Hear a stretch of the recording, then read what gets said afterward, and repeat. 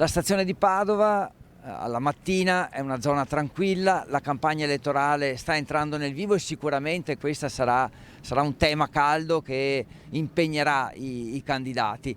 I problemi semmai qui sono soprattutto verso sera, infatti proprio nelle scorse ore la polizia ha dovuto intervenire perché qui dall'altra parte del piazzale della stazione un ragazzo, un giovane è stato aggredito, circondato da un gruppo di coetanei, picchiato, ha dovuto intervenire anche il 118, un ragazzo kosovaro che era stato poi protagonista nel pomeriggio di una lite con un coetaneo nordafricano, poi la sera sembrava tutto finito, invece il ragazzo è stato di nuovo raggiunto da un gruppo di nordafricani, almeno questa è la sua versione che ora la polizia sta verificando, anche grazie alle telecamere della zona. Dicevo, è stato aggredito, picchiato, ha dovuto intervenire sia gli agenti delle volanti che il 118 per soccorrerlo, adesso indagini in corso, quindi come dicevamo è soprattutto verso sera che qui la stazione è ancora una zona calda.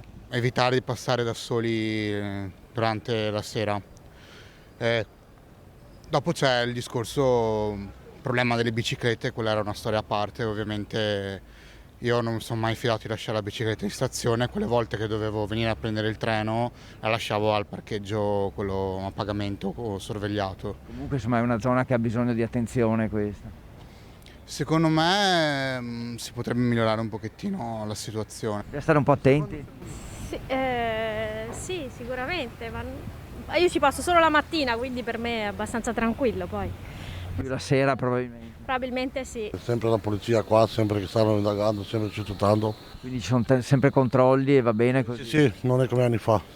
Sì, io sono contento. Quando viene qui sta sempre un po' allerta. Sicuramente, soprattutto di sera.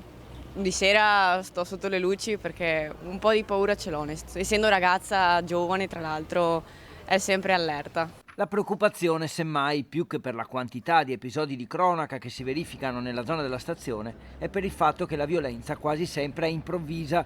Liti, risse e ferimenti avvengono in pochi secondi e quindi controlli, prevenzione e presenza di forze dell'ordine sarà il tema sul quale i candidati sindaco si dovranno misurare.